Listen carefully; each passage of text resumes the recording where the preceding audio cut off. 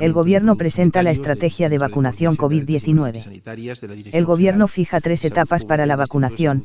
Los primeros serán el personal sanitario de las residencias y sus usuarios. Le seguirá el resto de personal sanitario y grandes dependientes no institucionalizados, detalla Sanidad. El plan tiene dos objetivos principales. Primero, ayudar a controlar la morbilidad y la mortalidad por COVID-19 en nuestro país, es decir, reducir lo máximo posible que la población enferme, ingrese en un hospital o fallezca. Y, en segundo lugar, el objetivo operativo, que estemos listos como país para vacunar desde el mismo momento en que empecemos a recibir dosis de vacunas aprobadas y que, por tanto, hayan garantizado su seguridad y eficacia. En concreto, el plan tiene 4 objetivos operativos. El primero, establecer un orden de prioridad de grupos de población a vacunar, todo ello en base a criterios científicos, éticos, legales y económicos. En segundo lugar, preparar los aspectos fundamentales relacionados con la logística, la distribución y la administración de vacunas, cuando estén disponibles. En tercer lugar, establecer las líneas prioritarias para el seguimiento y evaluación de la vacunación mediante un registro de vacunación específico para el COVID-19, mediante todo un programa especial también de vigilancia farmacológica. Y, en cuarto lugar, preparar también aspectos claves para el desarrollo de una estrategia de comunicación dirigida al personal sanitario, por una parte, y por otra parte a la población en general, ¿no? Los grupos que se van a priorizar en base a un marco ético, donde prevalecen por este orden los principios de igualdad y dignidad de derechos de las personas, el principio de necesidad, el principio de equidad, el principio de protección a la discapacidad y al menor, el principio de beneficio social, el principio de reciprocidad y el principio de solidaridad. Es decir, el marco ético, en base a estos principios, preside la priorización de grupos que van a recibir estas dosis de vacunas. Se han delimitado 3 etapas de priorización en función de la disponibilidad de las dosis que en cada momento de cada uno de esos momentos. En una primera etapa va a ser un suministro inicial muy limitado de dosis de vacunas, probablemente desde los meses de enero, febrero y marzo. Una segunda etapa donde habrá un incremento progresivo del número de vacunas que permitirá ir aumentando el número de personas a vacunar, y una tercera etapa, probablemente la segunda etapa entre los meses de marzo y junio, y una tercera etapa con un aumento del número de dosis y de vacunas disponibles para cubrir ya a todos los grupos prioritarios, ¿no? Para establecer la priorización de los grupos a vacunar en cada una de las etapas se ha realizado una evaluación de 18 grupos poblacionales en función de 4 criterios de riesgo: el riesgo de morbilidad grave y mortalidad, en primer lugar; el riesgo de exposición a la enfermedad, en segundo lugar; el riesgo de impacto socioeconómico del grupo en cuestión; y el riesgo de transmisión de la enfermedad.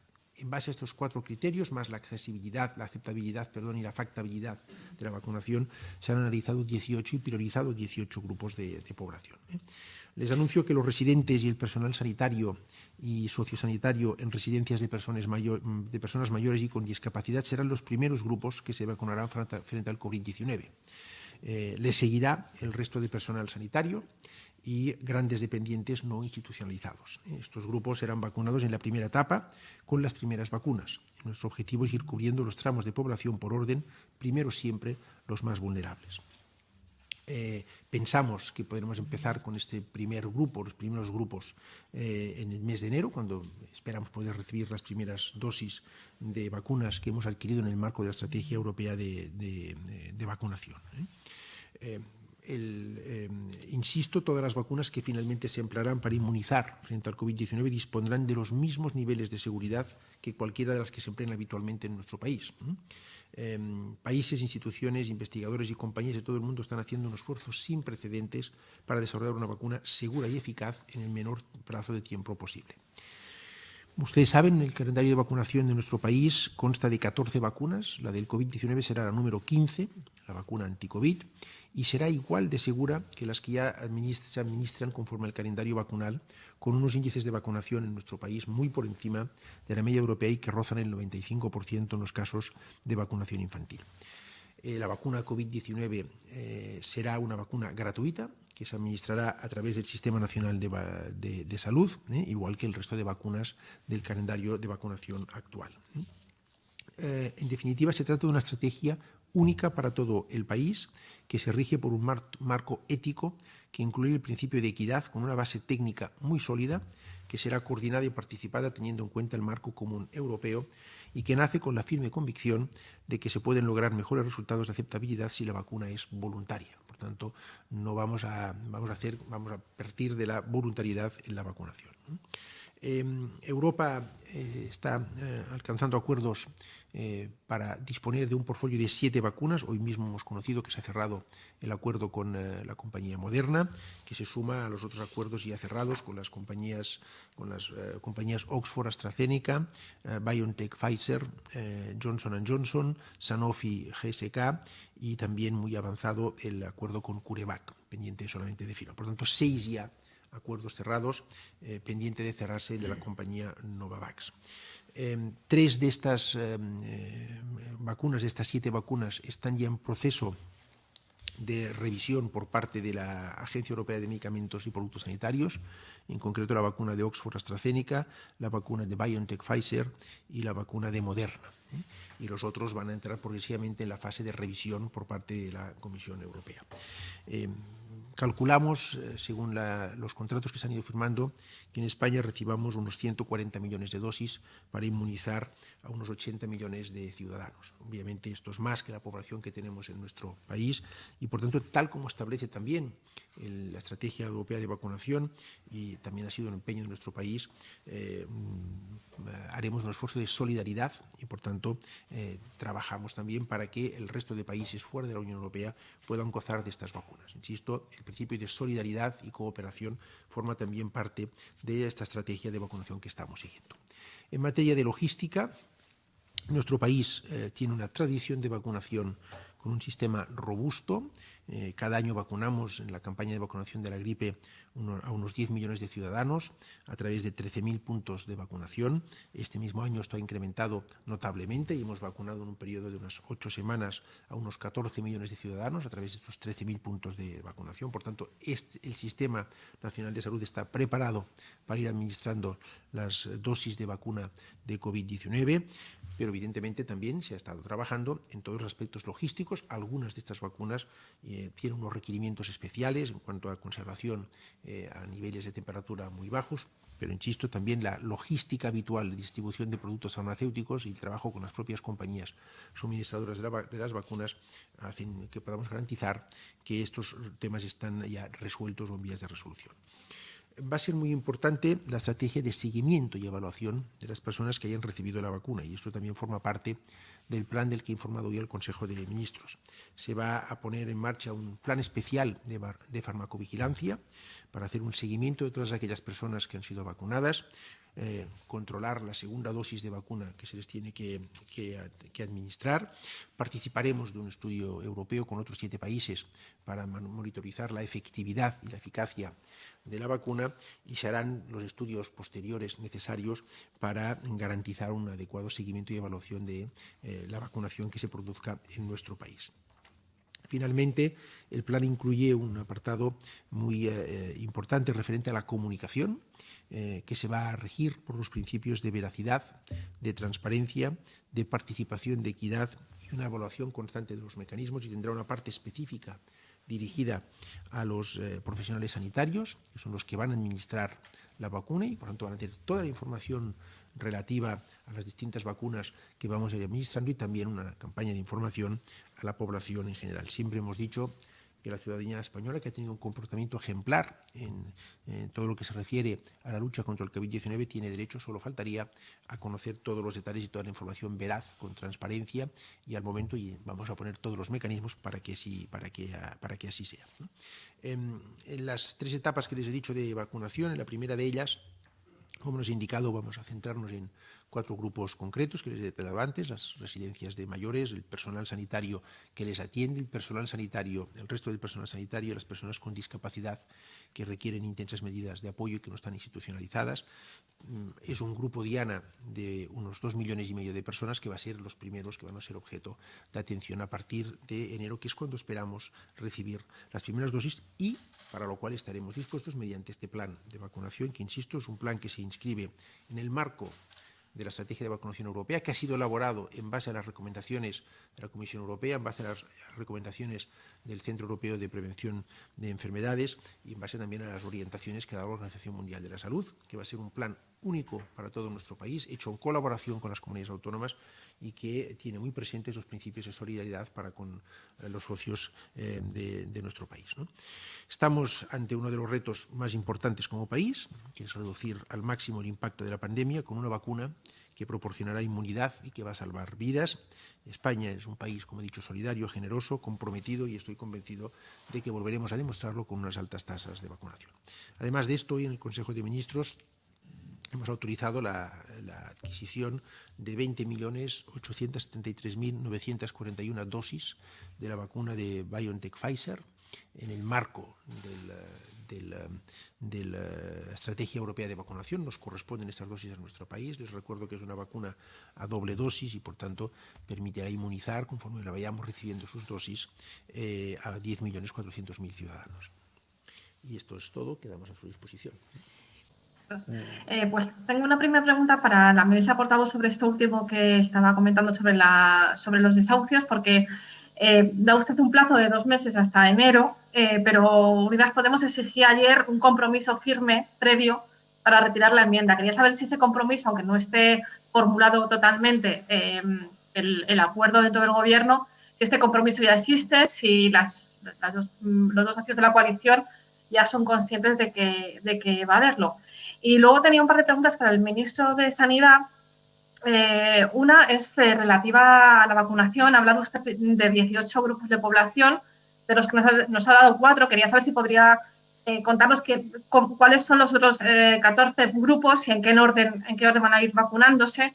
Y quería preguntarle por el plan de cara a la Navidad, que ya hemos empezado a conocer hoy, sobre la cuestión concreta de los desplazamientos a otras provincias y comunidades. Hay un borrador que dice que autorizarían por motivos justificados. Me gustaría saber si asistir a una cena de Navidad o Nochebuena es un motivo justificado para cambiar de unas provincias a otras. Gracias. Sí, muchas gracias, Clara. Abundando en la primera cuestión y añadiendo a la contestación que acabo de también dar a tu compañera, decir que el Gobierno está absolutamente concentrado en las tareas que nos ocupan en estas semanas, que han sido muy importantes. Tengan en cuenta que en estas 2 anteriores semanas hemos superado la enmienda a la totalidad, con 198 votos del proyecto de presupuesto, la mayoría más amplia que se ha obtenido en la historia reciente, en la historia de nuestra democracia. Hemos aprobado la Ley de Educación, que es un proyecto normativo que era muy importante para este Gobierno y que formaba parte de las leyes prioritarias del acuerdo programático. Hemos aprobado también las recomendaciones del Pacto de Toledo. En el día de hoy, el primer borrador, el primer anteproyecto de ley que ahora sigue su curso para la ley de enjuiciamiento criminal. Estamos aprobando el plan de vacunación y tenemos por delante 3.800 enmiendas que se han presentado por parte de los distintos grupos parlamentarios y que a lo largo de esta semana también se votarán y se discutirán en comisión. Le quiero decir con esto y quiero poner en valor el conjunto de medidas que se están desarrollando y que, por tanto, le puedo decir, Clara, que no sé si exactamente por parte de los grupos proponentes se ha retirado o no esa enmienda. Lo que sí le puedo decir y reiterar lo que el ministro Ábalos trasladó en el día de ayer, en el sentido de incorporar mejoras a la normativa actual, por tanto, una mayor cobertura para los colectivos a los que va dirigida, entre ellos personas que pudieran tener una situación de especial vulnerabilidad, incluso antes de la pandemia, y en este sentido nunca ha habido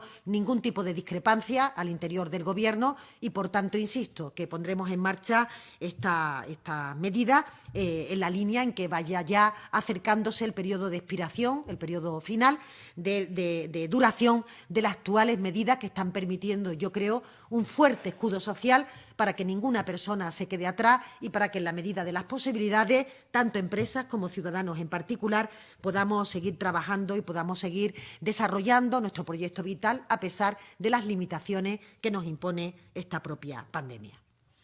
Muchas gracias, Clara, por sus 2 preguntas. En primer lugar, efectivamente hemos dado a conocer los 4 grupos de la primera etapa Insisto, son las personas que están en residencias de mayores, el personal sanitario que les atiende, el resto de personal sanitario y aquellas personas con discapacidad que requieren intensas medidas de apoyo. El resto de grupos se han abordado con los criterios que he comentado antes, serán abordados en las etapas 2 y 3 de este proceso y los daremos a conocer oportunamente. Respecto a las Navidades, ustedes saben que hace ya 2 semanas en la Interterritorial se acordó crear un grupo de trabajo para reflexionar sobre qué medidas y qué recomendaciones podíamos adoptar de cara a las fiestas de Navidad. Hay varios borradores de trabajo, no hay nada definitivo ni nada se ha discutido. Nuestro empeño va a ser el llegar a un consenso al respecto y, por tanto, cuando hayamos alcanzado, que espero que sea pronto, esa discusión y este consenso, daremos a conocer estas medidas. Insisto, se está trabajando tal como acordamos en la Interterritorial para llegar a unas recomendaciones conjuntas. Esto es lo más importante, ¿no?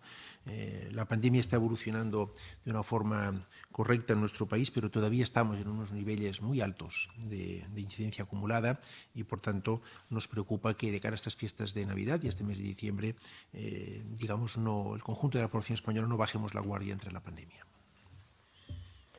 Lourdes Velasco, Agencia EFE. Hola, buenas tardes. Yo quería preguntarle a la ministra portavoz qué responden a la petición del presidente canario de trasladar a migrantes a la península y también qué les parece que sus socios de Unidas Podemos compartan esta postura y pidan además una acogida digna para los migrantes. Y al ministro Illa, 2 preguntas también. ¿Qué plazo maneja el Gobierno desde que la Agencia Europea autorice alguna de las vacunas hasta que un español reciba el primer pinchazo? Y si no se sabe qué vacuna ni cuántas de las que están ensayando se van a recibir esa autorización, quería saber si les parece realista el horizonte de que en mayo pueda estar inmunizada una parte muy sustancial de la población. Muchas gracias. Muchas gracias, Lourdes. Y en relación con la primera cuestión, yo quiero trasladar con mucha claridad que la política migratoria representa un reto, un desafío no solo para España, sino para el conjunto de Europa. Y, por tanto, nuestro país, por su situación geográfica, está en primera línea en ese fenómeno, en esa lucha contra este fenómeno que exige una estrategia y un sentido de Estado y políticas de medio y de largo alcance. Y esto es muy importante incorporarlo dentro también de la emergencia que tenemos que atender por los seres humanos que vienen fundamentalmente de la mano de las mafias y que, por tanto, otro segundo compromiso que tiene este Gobierno es luchar contra esas mafias que trafican con estos seres humanos y que están causando una tragedia en las costas del continente y, concretamente, en las costas de Canarias, como estamos viendo en estos últimos días. El Gobierno piensa que tenemos que ir más allá, además de atender la inmediatez de la urgencia de estas personas, posibilitando un entorno que sea un entorno seguro y un entorno en donde puedan desarrollarse sus funciones vitales en absoluta comodidad. Además de esta cuestión, queremos seguir reforzando la cooperación al desarrollo con los países que hoy en día están sufriendo las consecuencias de la pandemia mundial de una forma dramática y en donde creemos que Europa también se juega un papel muy importante para el futuro también en este ámbito. Por eso quiero volver a resaltar que desde este Ejecutivo, lo hemos trasladado desde el primer día, apostamos por una migración regular, segura, que sea ordenada, entre otras cosas porque tanto nuestro país como el conjunto de Europa también lo necesitan. Se trata de evitar que la llegada a Europa se produzca por esta vía, pero también de actuar para salvar las vidas que puedan estar en peligro en esas embarcaciones o en el mar. Y queremos agradecer el trabajo ejemplar que está desarrollando tanto SACEMAR como el FCC y como la acogida en tierra que están produciendo las organizaciones también humanitarias. Como ustedes entenderán, el problema de las migraciones es un problema complejo que tiene que tener diferentes líneas de actuación y por eso están implicados también distintos departamentos de este Gobierno. Se han producido visitas a lo largo de esta última semana a países donde era muy importante reforzar esta cooperación, en concreto con Marruecos y también con Senegal, en donde en este último país también quiero decir que ya hay una importante presencia de los cuerpos y fuerzas de seguridad, en concreto Policía Nacional y Guardia Civil, para colaborar en la vigilancia de esas costas y, por otra parte, también para que se produzca un acuerdo rápido de repatriaciones donde se preserven los derechos de las personas, pero en donde también tengamos los medios disponibles necesarios para que se produzca en un tiempo razonable y que no provoque situaciones de concentración o situaciones no deseadas como las que algunas veces nos podemos encontrar. En este sentido, estamos trabajando con el Gobierno de Canarias. Insistimos en que la fórmula tiene que ser doble. Por una parte, evitar que las concentraciones se produzcan en esta comunidad autónoma, pero por otra parte el fenómeno de la dispersión o el fenómeno del reparto de las cuotas no puede ser también un efecto o una excusa para que las mafias sigan utilizando ese itinerario y, por tanto, que se le dé una mayor fortaleza a esa posición. Seguiremos trabajando y, entre otras cuestiones, con la puesta a disposición de espacios que permitan adesentar, que permitan habilitar nuevas zonas para la situación de tránsito que tienen estos migrantes, y le puedo comprometer que en 2 semanas, según el Ministerio de Inclusión, estarán operativos los espacios que ha cedido el Ministerio de Defensa y otra de titularidad de administraciones insulares, y simplemente decirles que hemos ido redoblando el número de plazas. Hemos pasado, creo recordar que eran 100 plazas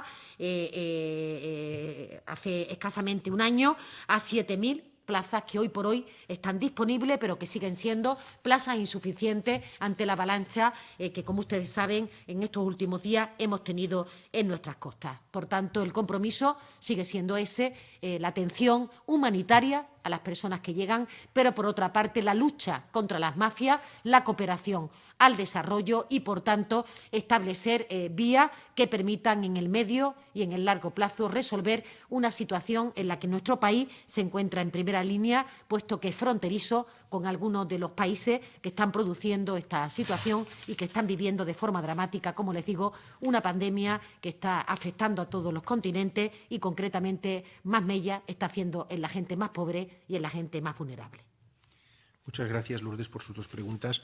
En cuanto una de las vacunas que he mencionado antes reciba la aprobación, la autorización provisional de la Agencia Europea del Medicamento, va a ser inminente la autorización por parte de la Agencia Española de Medicamentos y Productos Sanitarios. Se está trabajando en una estrecha cooperación y, por tanto, no habrá una dilación de tiempo entre ambas aprobaciones. Y respecto a si es realista el plazo del mes de marzo, pues de acuerdo con la información de la que disponemos, sí. Nosotros pensamos que durante enero empezaremos, de acuerdo con la información de la que disponemos, empezaremos a recibir dosis de algunas de estas vacunas que he mencionado antes. Algunas de ellas están ya, como he dicho, 3 de ellas en proceso de revisión. Hemos conocido resultados muy esperanzadores intermedios de estas vacunas. Si todo el proceso funciona como en principio está funcionando, pensamos que en enero empezaremos a recibir las dosis comprometidas y, por tanto, en el horizonte de tiempo que yo le he mencionado, podremos tener a esta primera etapa de vacunación, conforme al plan que he presentado al Consejo de Ministros, cubierta. Juan Antonio Nicolai, de News Diario. Hola, buenas tardes. Quería preguntar a la ministra portavoz una cuestión concreta. Si la decisión de Pedro Sánchez de incorporar a todos los ministros a ese órgano de gobernanza, digamos, de los fondos europeos ha sido previa o posterior a que Podemos manifestara su malestar, porque esta misma mañana estaban transmitiendo que se había causado cierto enfado saber que Pablo Iglesias se quedaba fuera de ese órgano. En todo caso, si fuera antes, se podrían haber evitado este trance, este nuevo episodio de roce. Y luego al ministro Illa quería preguntarle también, siempre le he oído escuchar que lo importante de las medidas es que luego se puedan aplicar con previsión a la Navidad. Se habla de 6, de 10 personas en las casas. ¿Tienen algún mecanismo, alguna idea de si se va a poder controlar dentro de las casas que no haya concentraciones de gente superior? Gracias. Sí, muchas gracias, Juan Antonio, y transmitir, en primer lugar, que antes he querido poner en valor que, dada la complejidad y la profundidad de las materias que aborda el Consejo de Ministros, estos asuntos, estas cuestiones que pueden tener o no un cierto interés mediático, pero le puedo asegurar que no ha sido ni objeto de la reunión, ni hemos referido ni comentado ninguna cuestión, porque hay muchísimos asuntos que nos ocupan en el día a día, como digo, los dos que hemos presentado en el día de hoy en esta mesa, y por otra parte todas las materias que acabamos de comentar, que han sido trascendentales en las últimas semanas para aprobar leyes que realmente van a cambiar este país y que nos van a permitir dar un paso de gigante en los avances que este Ejecutivo tenía en cartera.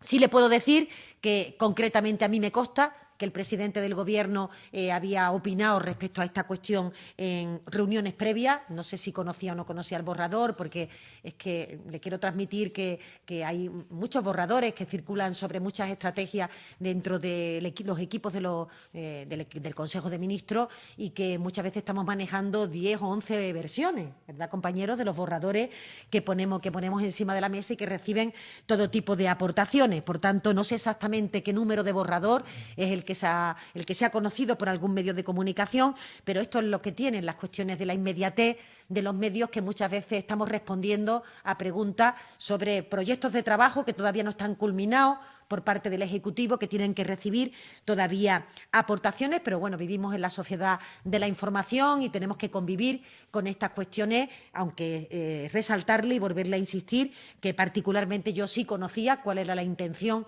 la voluntad del Gobierno, pero tampoco creo que en los borradores este elemento haya tenido mayor valor que otros puntos que figuraban ahí, porque estamos en pleno momento de discusión. Así que no me gusta discutir sobre borradores sin que hayan vivido y sufrido todos los avatares que tiene cualquier proyecto dentro de un Gobierno, que además es muy participativo, pero sí decirle que sin saber en qué momento, ¿no?, el presidente sobre este borrador si discutió o no, lo que yo sí sé es que el presidente ya había decidido hace unos días, al menos así a mí me consta, que era mejor que en vez de nombrar una comisión interministerial que estuviera compuesta por un número reducido de ministerios, dado que las reformas y las estrategias abarcaban a la totalidad del Gobierno, prefirió que el ámbito natural en donde hacer el seguimiento y velar por el cumplimiento del marco de recuperación estuviera en el entorno del Consejo de Ministros. Pero no le puedo decir el detalle concreto porque le puedo asegurar que no nos da el tiempo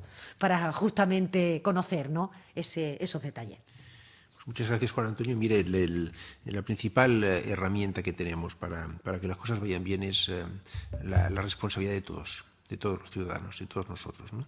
Y la verdad es que el comportamiento de la ciudadanía española ha sido un comportamiento ejemplar en todo lo que llevamos de lucha contra el COVID y estamos seguros de que así lo va a seguir siendo. Insisto, lo más importante respecto a las fiestas de Navidad es llegar a un consenso en conjunto de las comunidades autónomas y dar un conjunto de recomendaciones claras a la ciudadanía, que estamos trabajando. Todavía no hay nada definitivo al respecto y yo estoy seguro que la ciudadanía las va a seguir con el nivel de responsabilidad que ha demostrado hasta ahora. Vamos a dar paso a Jesús Ortega, de la Política Online. Jesús, ¿estás por ahí? ¿Habías pedido la palabra? Sí, ¿qué tal? Buenas tardes. Yo tenía preguntas para el ministro de Sanidad y para el ministro de Justicia. Para el ministro de Sanidad quería preguntarle, ha explicado que el primer grupo de prioritarios lo conforman 4 millones de españoles. Quería saber si podíamos cifrar el total de prioritarios de la vacuna. Y al ministro de Justicia quería preguntarle si la ley de enjuiciamiento criminal va a ir acompañada de una actualización del Estatuto y el Reglamento del Ministerio Fiscal, como pide la oposición. Muchas gracias. Muchas gracias, Jesús. Pues efectivamente, la primera etapa vamos a enfocarnos, como he dicho antes, a las personas que están las personas más vulnerables, ¿no?, a las personas que están en residencias de mayores, al personal sanitario de primera línea y al personal sanitario que atiende al resto de personal y a aquellas personas con discapacidad que requieren medidas intensas y que no están institucionalizadas, ¿no? Este grupo sería un grupo, Diana, de alrededor de 2,5 millones de personas, que son las primeras que abordaremos en esta primera etapa. Sí, gracias, Jesús. Efectivamente, hay la necesidad de reformar el Estatuto